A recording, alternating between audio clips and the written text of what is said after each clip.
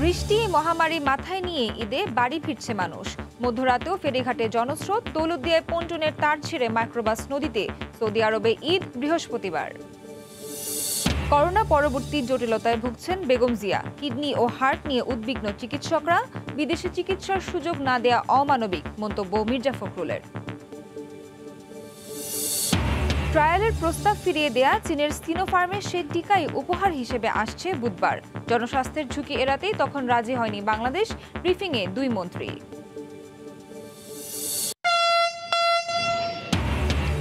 স্বপ্নের পথে এক ধাপ এগিয়ে মেট্রো রেলের প্রাথমিক ট্রায়াল রানে বাংলাদেশ।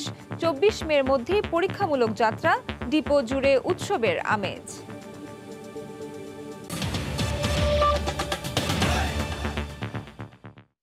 দেখছিলেন শিরোনাম। প্রবাসের সময়ের সঙ্গে আছি আমি নাবিলা সোহার। বৃষ্টি মহামারীকে উপেক্ষা করেই যেন বাড়ি ফেরার যুদ্ধে নেমেছেন মানুষ। দিন শেষ করে মঙ্গলবার মধ্যরাতেও দেখা গেছে পথে ঘাটে জনস্রোত। কেউ হেঁটে, কেউ বা রিকশায় করে ঘাটে পৌঁছানোর চেষ্টা করছেন। চেকপোস্ট ব্যারিকেড দিয়েও ঠেকানো যাচ্ছে না তাদের। ঘাটে ফেরি ভিড়লে ওঠার জন্য হুমড়ি খেয়ে পড়ছেন নানা বয়সীরা। দুর্যোগপূর্ণ আবহাওয়া কিংবা মহামারী কোনো কিছুই বাদ মানাতে পারছে না এই জনস্রোতকে। মঙ্গলবার সন্ধ্যার পরও শিমুলিয়া ঘাটে হাজার হাজার ঘরমুখী মানুষের ভিড়। ফেরি ভিড়তেই হুড়মুড় করে তাতে পাল্লা দিয়ে উঠছেন ঘরমুখ এসব মানুষ, যেখানে নেই বিন্দুমাত্র সামাজিক দূরত্ব কিংবা স্বাস্থ্যবিধির বালাই। রাতে ভিড় বাড়ার পাশাপাশি বেড়েছে দুর্ভোগ। এই পর্যন্ত আসছি ভাইঙ্গা বিভিন্ন কলা কৌশলে 2 ঘন্টা ধরে ঘুরতেছি, একবার ওখানে করতেছি, যাচ্ছে উঠতে পারতেছি না। পলসুরাতের মাছ যেরকম দৌড়াদৌড়ি করে মানুষ, ওইরকম ভাবে দৌড়াদৌড়ি করতেছি, কোনো ফেরিতে উঠতে পারতেছি না। ঈদ করতে যেতে হবে প্রিয়জনের কাছে, তাই ঝুঁকিকে থোড়াই কেয়ার। বেশি ভাড়াও গুনতে যেন অসুবিধা নেই তাদের।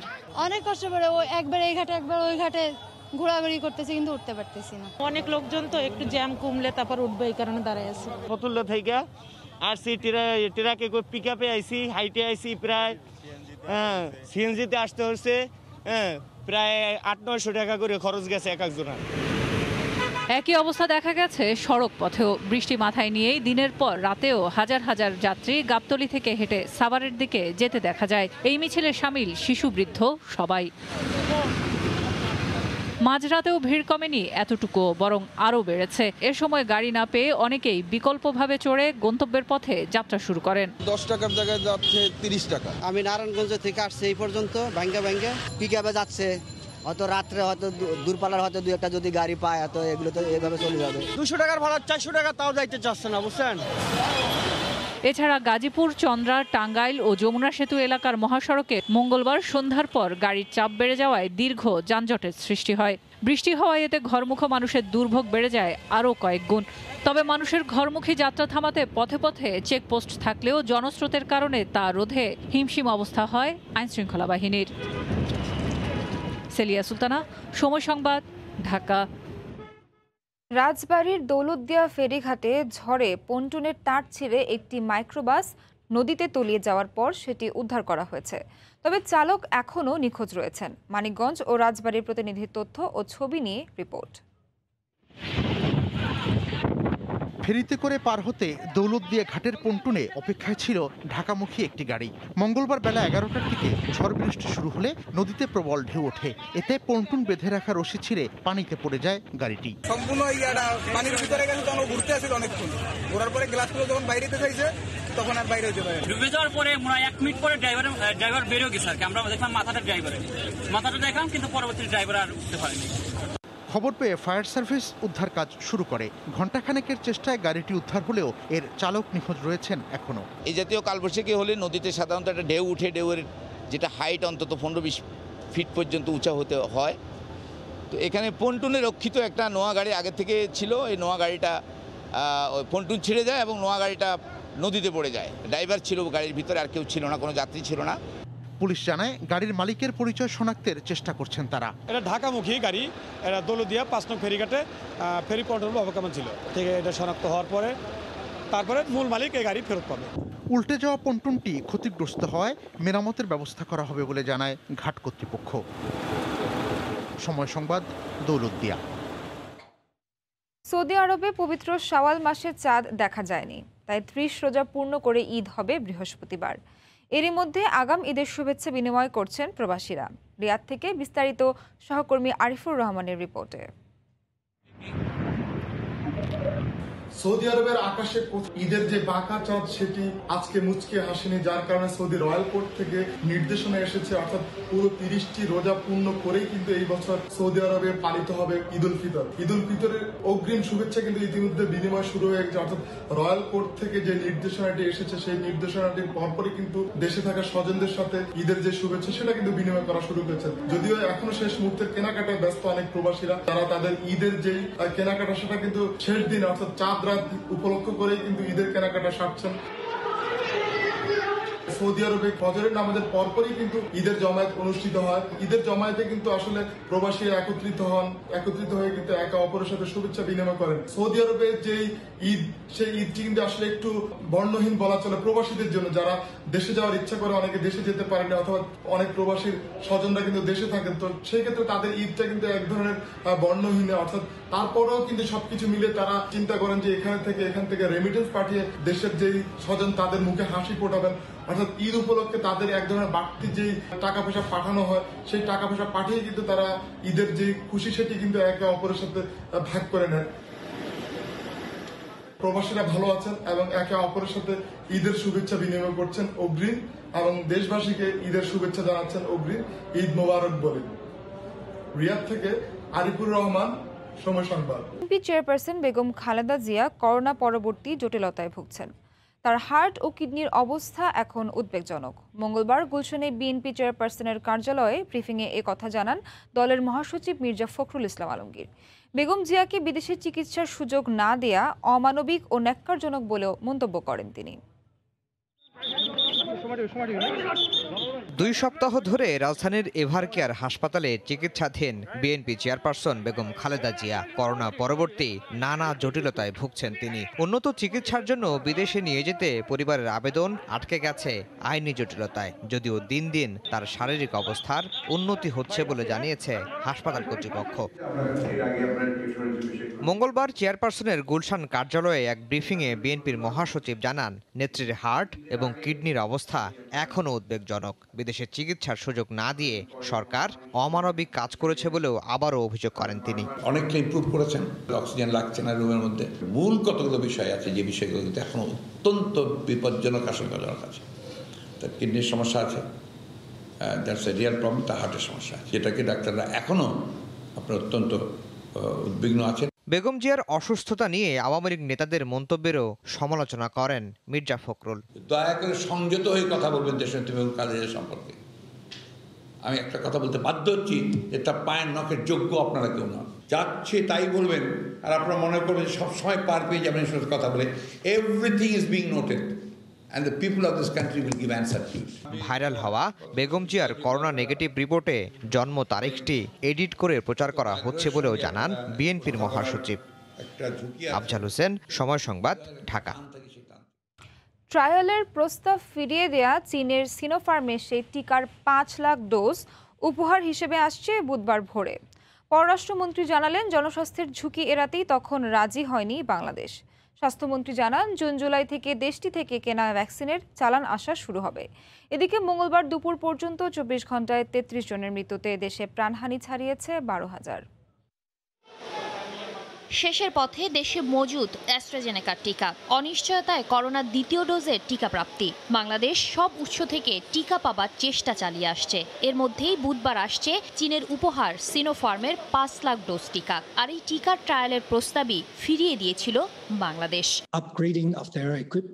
তবে উপহার নয়, বাণিজ্যিকভাবে বড় চালান কবে আসবে এ নিয়ে অনিশ্চয়তার মধ্যেই সোমবার ব্রিফিংয়ে চীনা রাষ্ট্রদূত জানান, ডিসেম্বরের আগে কোনো সম্ভাবনাই নেই টিকা পাওয়ার। আর এই দেরির জন্য বাংলাদেশকেই দায়ী করেন তিনি। মঙ্গলবার চীনের বক্তব্যের জবাব দিলেন পররাষ্ট্রমন্ত্রী। WHO এবং অন্তত 7টি দেশে ভ্যাকসিনের ট্রায়াল ছাড়া সিনোফার্মের টিকা দিতে চায়নি সরকার। এ কারণেই চীনের ট্রায়ালের প্রস্তাবে সাড়া দেয়নি তখন। WHO যদি অ্যাপ্রুভ না হয় কিংবা সার্টেন 7টা দেশে এইগুলো যদি তাদের মেডিসিন ইউজ না হয়, এই অবস্থায় আমরা সেই ধরনের ভ্যাকসিন আমাদের দেশের জনগণের কাছে ইউজ করব না। তবে স্বাস্থ্যমন্ত্রী জানালেন, জুন জুলাই থেকেই প্রতি মাসে কিছু পরিমাণ টিকা দেওয়া শুরু করবে চীন। আর রাশিয়ার স্পুটনিক ভির জন্য চুক্তির প্রক্রিয়া চলমান আছে। ডিসেম্বরে আসবে সেরকম কিছু না, অনুরোধ করেছি এবং তারা রাজিও হয়েছে যে আমরা হয়তো জুলাই মাসে বা জুন মাসে কিছু দিতে পারবো এবং প্রত্যেক মাসেই যাতে তারা কিছু কিছু দেয়। চাহিদা থাকবে যে আমাদেরকে অন্তত 4-5 কোটি ডোজ তারা ইনিশিয়ালি দিক, আরও বেশি দিলেও আমরা নিব। নন ডিসক্লোজার যে ডকুমেন্ট আছে সেটা সই হয়ে গেছে, এখন আমরা অপেক্ষা করছি রাশিয়ান সাইডের সেই ডকুমেন্টটা দেখে কিছু পরিবর্তনের বিষয় থাকে বলবে, তারপরে এটা আমরা সই করার দিকে যাব। এর আগে নেপালকে করোনার চিকিৎসার ওষুধ ও সরঞ্জাম হস্তান্তর করেন পররাষ্ট্রমন্ত্রী ও স্বাস্থ্যমন্ত্রী। শাতিলা শারমিন, সময় সংবাদ। তো রেলপথের যাত্রা শুরু বাংলাদেশের। স্বপ্ন পূরণে এক ধাপ এগিয়ে মেট্রো রেলের প্রাথমিক ট্রায়াল রান সম্পন্ন হলো রাজধানীর উত্তরা দিয়াবাড়িতে। আগস্টে পারফরমেন্স টেস্ট, এরপর সমন্বিত ট্রায়াল রান শেষে পরীক্ষামূলক চলাচল।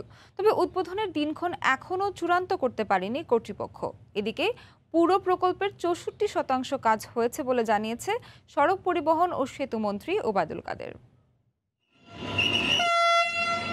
প্রথমবারের মতো ট্র্যাকে উঠল লাল সবুজের মেট্রো রেল। মাত্র কয়েকশো গজের যাত্রা, সেটাই গোটা দেশের জন্য মাইল ফলক। কেবল মেট্রো রেলই নয়, দেশে প্রথম চলল কোনো ইলেকট্রিক রেলও। ডিপো জুড়ে এই উৎসবের আমেজ দ্রুত ছড়িয়ে পড়বে পুরো দেশে। দেশবাসীকে যে এরকম একটি সফল প্রদর্শন করতে পারলাম, সেটি অবশ্যই আমাদের জন্য আনন্দদায়ক। আমরা খুবই আনন্দিত, খুবই গর্ববোধ করছি।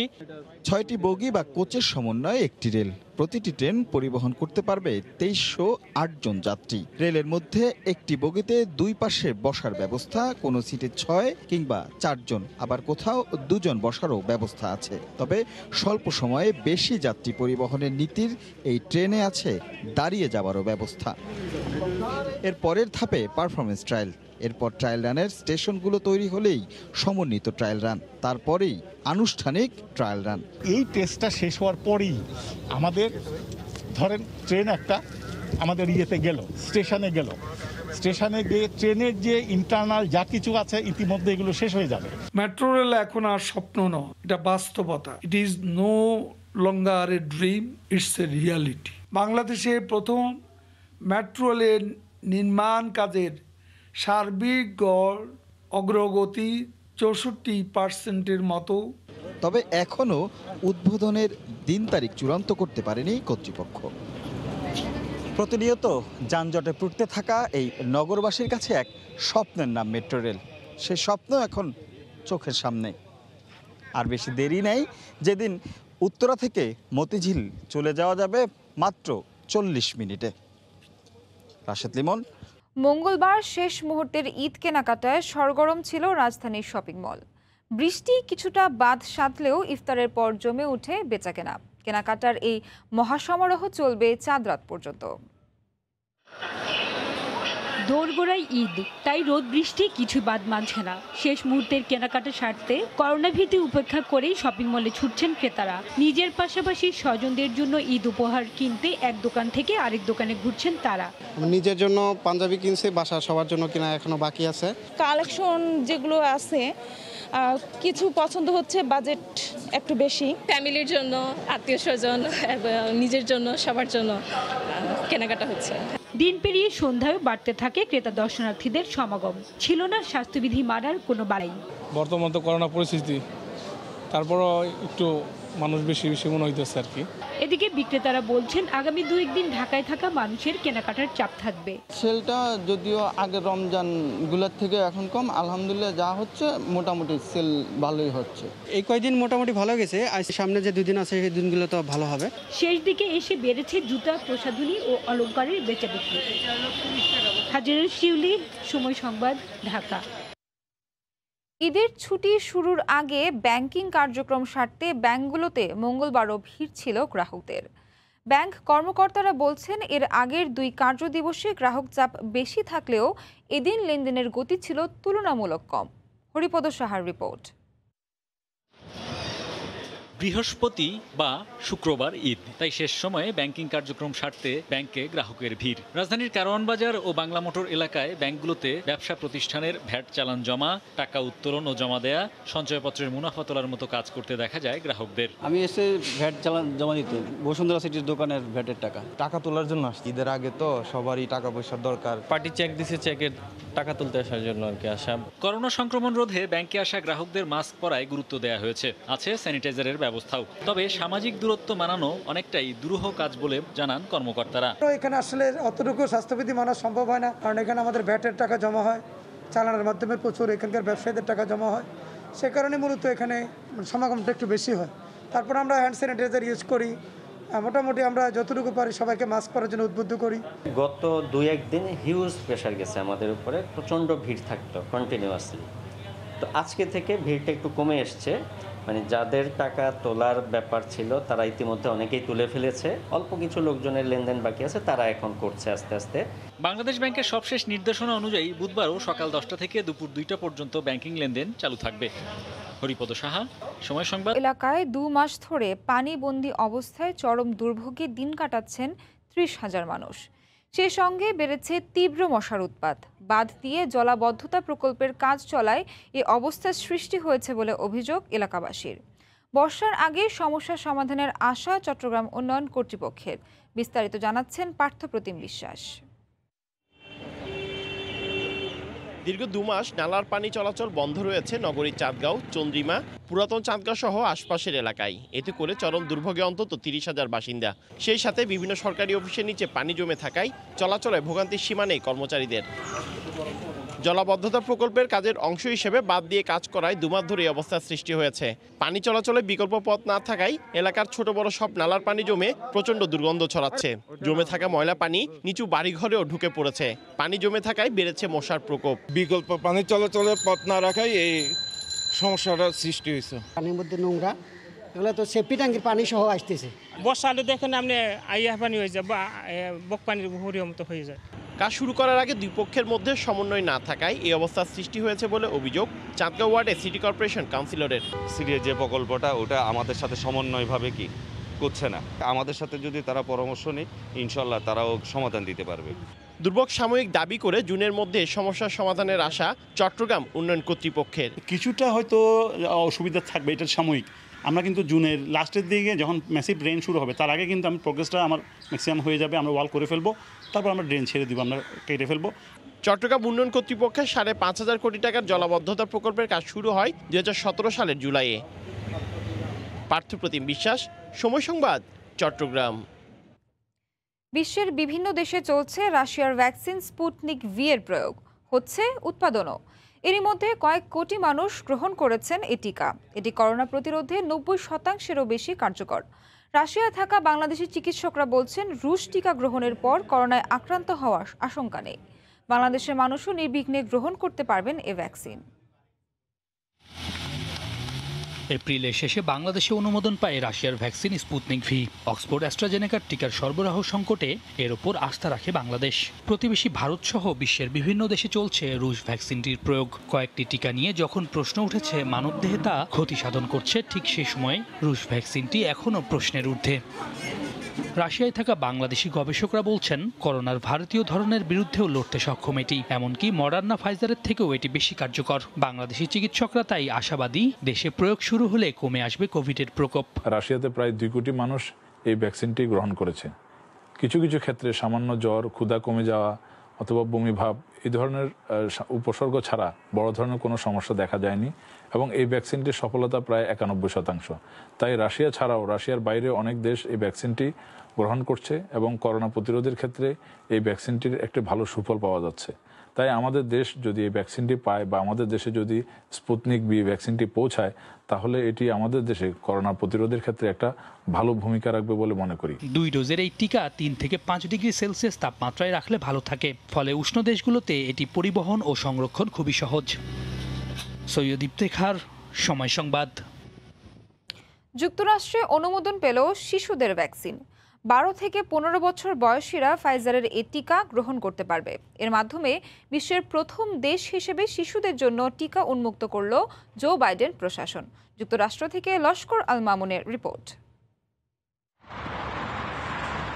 যুক্তরাষ্ট্রে 12 থেকে 15 বছর বয়সী কিশোর কিশোরীর জন্য ফাইজারের ভ্যাকসিনের জরুরি ব্যবহারিক প্রয়োগের অনুমতি দিয়েছে মার্কিন খাদ্য ও ওষুধ প্রশাসন দপ্তর FDA, যার মাধ্যমে বিশ্বের প্রথম দেশ হিসেবে যুক্তরাষ্ট্রে শুরু হচ্ছে শিশুদের টিকা প্রয়োগ। ফাইজারের এই উদ্যোগ ঐতিহাসিক বলে মনে করছেন স্বাস্থ্য বিশেষজ্ঞরা। কোভিড-19 আক্রান্ত হয়ে যুক্তরাষ্ট্রে এ পর্যন্ত প্রায় 6 লাখ মানুষের মৃত্যু হয়েছে, যার মধ্যে 18 বছরের নিচের বয়সীর সংখ্যা 300 জনেরও বেশি। বিজ্ঞানীরা জানাচ্ছেন পুরো বিশ্বের ভ্যাকসিনেশনের জন্য 12 থেকে 15 বিলিয়ন ডোজ টিকা দরকার। এ পর্যন্ত সব ধরনের টিকা মিলিয়ে করোনা ভ্যাকসিন উৎপাদন হয়েছে কেবল 1.2 বিলিয়ন। এই গতিতে যদি টিকা উৎপাদন হয় তাহলে পৃথিবীর সব প্রাপ্তবয়স্কদের জন্য প্রয়োজনীয় টিকা উৎপাদন করতে সময় লাগবে ডিসেম্বর 2023 সাল পর্যন্ত। আর শিশুদের এ তালিকায় যোগ করলে এ সময় আরও বেশি প্রয়োজন হবে। লস্কর আল মামুন, সময় সংবাদ, যুক্তরাষ্ট্র। প্রবাসী বাংলাদেশিরা সারা বছর দেশে রেমিটেন্স পাঠালেও ঈদ এলেই এর পরিমাণ বেড়ে যায় কয়েক গুণ। গেল বছরের তুলনায় ফ্রান্স থেকে বাংলাদেশের রেমিটেন্স পাঠানোর পরিমাণ এবারও বেড়েছে বলে জানিয়েছেন সংশ্লিষ্টরা। লুৎফুর রহমান বাবুর রিপোর্ট।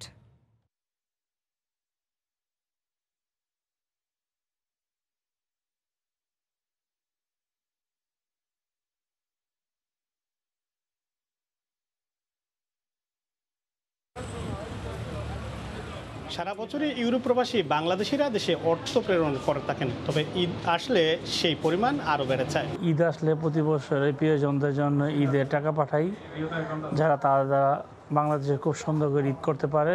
করোনা বিপর্যস্ত অবস্থার মধ্যেও ফ্রান্স প্রবাসী বাংলাদেশিরা তাদের স্বজনদের জন্য দেশে অর্থ প্রেরণ করেছেন, যা গত বছর তুলনায় ছিল কিছুটা বেশি। টাকার বিপরীতে ইউরোর রেট এবার কিছুটা বেশি, আর সরকারের প্রণোদনা এসব কারণেই দেশে টাকা প্রেরণের পরিমাণ বেশি ছিল বলে মনে করছেন সংশ্লিষ্টরা। বাংলাদেশ সরকার এবার 2% প্রণোদনা দিচ্ছে, প্লাস এরা বেতন পাইছে এবং খুশি মনে তাদের ফ্যামিলির জন্য স্বাচ্ছন্দ্য বোধ করে টাকার রেটও বেশি।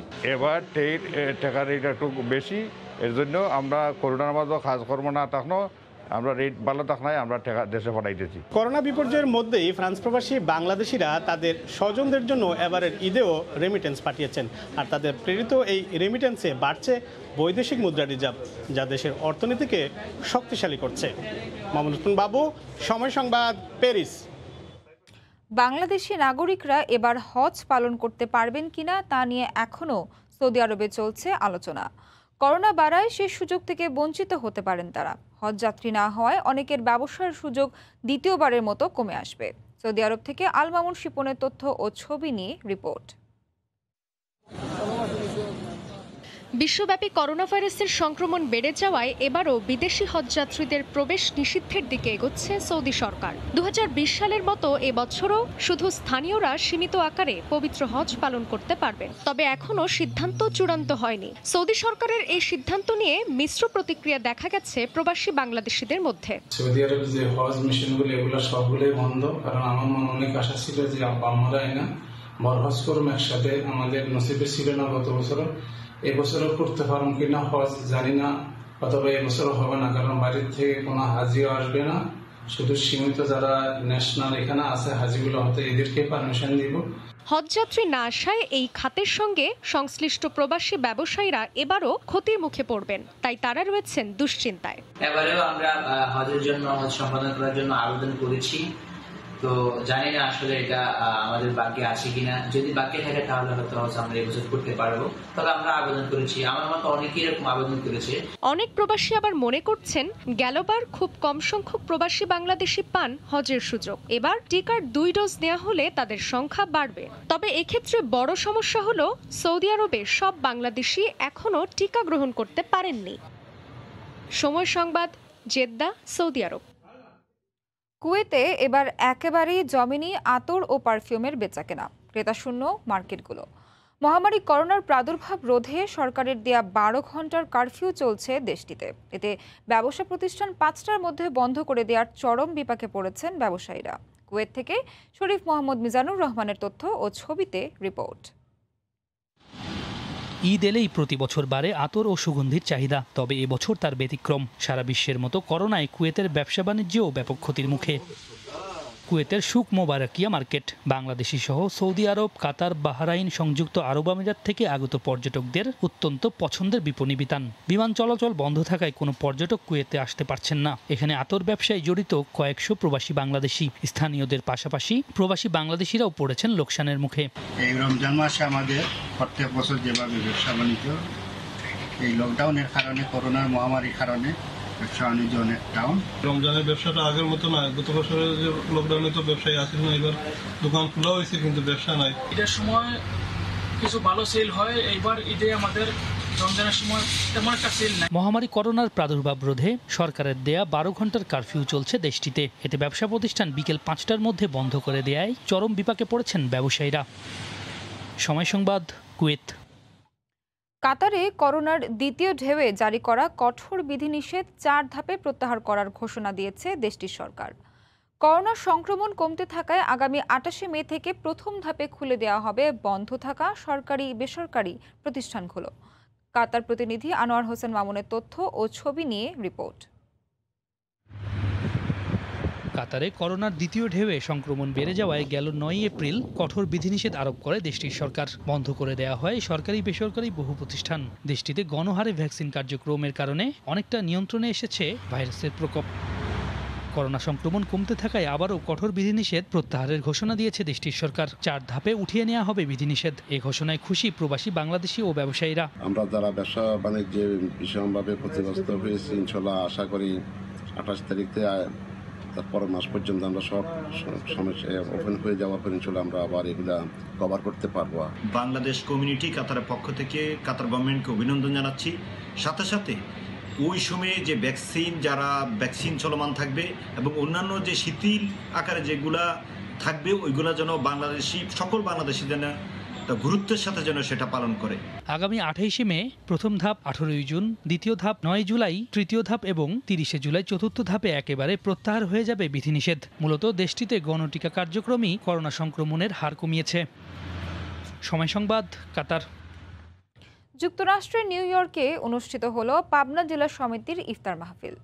নিউ ইয়র্কের কুইন্সে এ মাহফিলে উপস্থিত ছিলেন যুক্তরাষ্ট্র প্রবাসীরা। জমজমাট এ অনুষ্ঠানে দেশ ও জাতির মঙ্গল কামনা করে দোয়া করা হয়। এতে বক্তব্য রাখেন সমিতির সভাপতি আব্দুল হাদি রানা, সহসভাপতি সিরাজুল ইসলাম নবী ও সাধারণ সম্পাদক গোলাম ফারুক পান্না।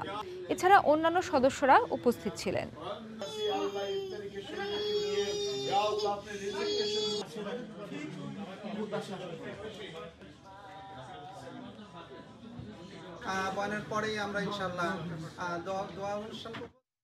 দক্ষিণ আফ্রিকার জোহানেসবার্গে বাংলাদেশ ইসলামিক সেন্টারের উদ্যোগে ইফতার মাহফিল অনুষ্ঠিত হয়েছে। অনুষ্ঠানে প্রধান অতিথি ছিলেন দক্ষিণ আফ্রিকায় নিযুক্ত বাংলাদেশের হাই কমিশনার নূর-ই-হেলাল সাইফুর রহমান। এতে ইসলামিক সেন্টার মসজিদে বিভিন্ন কার্যক্রম তুলে ধরে বক্তব্য রাখেন স্মল স্ট্রিট মসজিদের ইমাম। এ সময় অনেকের মাঝে ঈদ উপহার তুলে দেওয়া হয়।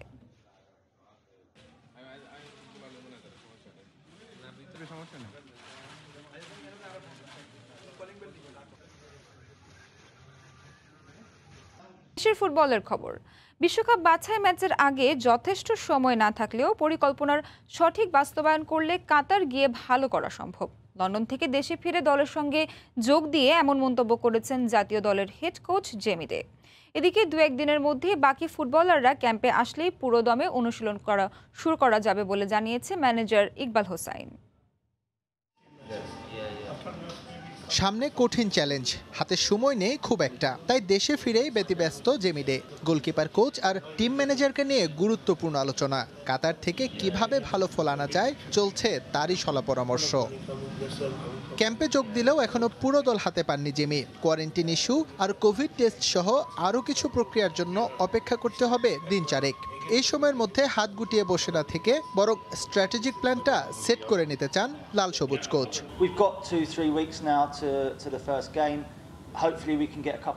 এটা ঠিক আরও কিছুদিন আগে অনুশীলন শুরু করলে ভালো হতো, তবে এখনো আমাদের হাতে 3 সপ্তাহের মতো সময় আছে। এর মাঝে আমরা কি করতে চাই সেটা ঠিক করে বাস্তবায়ন করতে পারলে ভালো করা সম্ভব। অনুশীলন ম্যাচ আমাদের জন্য খুবই দরকার। আশা করছি সে পরিকল্পনা বাফুফের আছে। দেশে না থাকলেও লন্ডনে বসে জামাল ভুঁইয়াদের প্রাথমিক দলটা নিজেই সাজিয়েছেন জেমি। দীর্ঘদিন পর অনেক পুরনোদের ঠাঁই দিয়েছেন। আবার ইনজুরির কারণে অনিচ্ছা সত্ত্বেও মাইনাস করতে হয়েছে কয়েকজনকে। সেটা আক্ষেপের হলেও বাকিদের উপর আস্থা রাখছেন তিনি।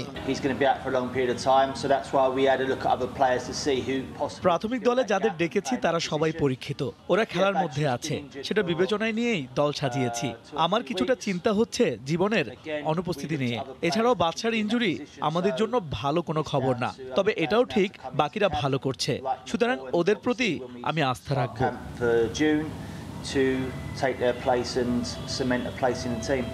এদিকে ক্যাম্পের 2 দিন পার হলেও উপস্থিতি নগণ্য। প্রিমিয়ার লিগ ব্যস্ততায় এখনও যোগ দেননি চট্টগ্রাম আবাহনী, সাইব স্পোর্টিং, মুক্তিযোদ্ধার ফুটবলাররা। বসুন্ধরা তাকিয়ে রহমতগঞ্জের বিপক্ষে ম্যাচের দিকে। সবাই আসছে না, তাই কোভিড টেস্টও হচ্ছে না, যার ফলে শুরু করা সম্ভব হচ্ছে না দলীয় অনুশীলন। অনেকগুলো টিমের খেলা আছে, খেলার পরে যারা যারা সম্ভব এসে জয়েন করবে অথবা কালকে তারা জয়েন করবে। আর বসুন্ধরার ব্যাপারে যেটা হচ্ছে, বসুন্ধরার ওদের একটা ম্যাচ খেলার কথা ছিল রহমতগঞ্জের সাথে। ওই ম্যাচটা হবে কি হবে না এটা ফেডারেশন থেকে যোগাযোগের চেষ্টা চলছে। যদি না হয় ওরা অতি সত্ত্বর হয়তো জয়েন করে ফেলবে। ম্যানেজমেন্ট জানিয়েছে দেশে তাদের গাছহালের পরিকল্পনা দিন 5-এর। এরপর বাকিটা হবে কাতারে, সেখানেই ব্যবস্থা হবে 2টি অনুশীলন ম্যাচের। এস.এম. ইকবাল, সময় সংবাদ, ঢাকা। চট্টগ্রাম চিড়িয়াখানায় বাঘ দম্পতি রাজপরীর সংসারে এলো 3 অতিথি। এরা সবাই জো বাইডেনের স্বজন। মা পরীর তদারকিতে সুস্থ আছে 3টি শাবকই। শাখাউত টিপুর ক্যামেরায় বিস্তারিত জানাচ্ছেন কমল দেব। একে একে 3টি সন্তান প্রসব করছে বাঘিনী পরী। আর সিসিটিভি ফুটেজে সে পরিস্থিতি পর্যবেক্ষণ করছেন চিড়িয়াখানার কিউরেটর। সম্প্রতি অপর বাঘিনী জয়ার সংসারে 2 দফায় 4টি বাঘ শাবকের মৃত্যু ঘটায়। এই 3 শাবক নিয়ে কিছুটা উৎকণ্ঠায় চিড়িয়াখানা কর্তৃপক্ষ। জয়ার ঘরে যেরকম একটা অ্যাক্সিডেন্ট হয়েছে, অন্য বাচ্চাগুলোকে খাই ফেলছে, এটা যেন এখানে কোনো ধরনের ভাবে যেন এটা না হয়, এটার থেকে আমরা সেফ থাকার জন্য আমরা আসলে 24 ঘন্টা একটা মনিটরিং করতেছি। বাঘিনী পরী এখন পর্যন্ত তার 3 শাবককে দুধ পান করানোর পাশাপাশি তাদের যথাযথ দেখভাল করছে। দুধ খাওয়াইতেছে কিনা, যত্ন করতেছে কিনা, এখন বাচ্চাগুলো পাড়ায় মেরে ফেলতেছে কিনা, এটা আমরা 24 ঘন্টা মোবাইলের মাধ্যমে আমরা সিসি ক্যামেরাগুলো ফলো করতেছি। দেশের অন্যান্য চিড়িয়াখানা কিংবা সাফারি পার্ক বাঘের বংশ বিস্তারে সফল না হলেও গত 4 বছরে চট্টগ্রাম চিড়িয়াখানায় জন্ম নিয়েছে বেশ কয়েকটি বাঘ শাবক। বন বিভাগকে এই সম্ভাবনা কাজে লাগানোর তাগিদ চিড়িয়াখানার কিউরেটরের। বিগত 2016 সালের নভেম্বর মাসে দক্ষিণ আফ্রিকা থেকে 33 লাখ টাকার বিনিময়ে কেনা হয়েছিল 11 মাস বয়সী রাজ এবং 9 মাস বয়সী পরীকে। আর এই বাঘ দম্পতির সংসারে চট্টগ্রাম চিড়িয়াখানায় একের পর এক বংশবিস্তার ঘটে চলেছে। এর মাঝে দুর্লভ প্রজাতির একটি সাদা বাঘও রয়েছে। চট্টগ্রাম চিড়িয়াখানা থেকে কমল দে, সময় সংবাদ। এই পর্যায়ে শীর্ষ সংবাদ জানিয়ে দিচ্ছি আরেকবার। বৃষ্টি মহামারী মাথায় নিয়ে ঈদে বাড়ি ফিরছে মানুষ। মধ্যরাতেও ফেরিঘাটে জনস্রোত। দৌলতদিয়ায় পন্টুনের তার ছেড়ে মাইক্রোবাস নদীতে। সৌদি আরবে ঈদ বৃহস্পতিবার।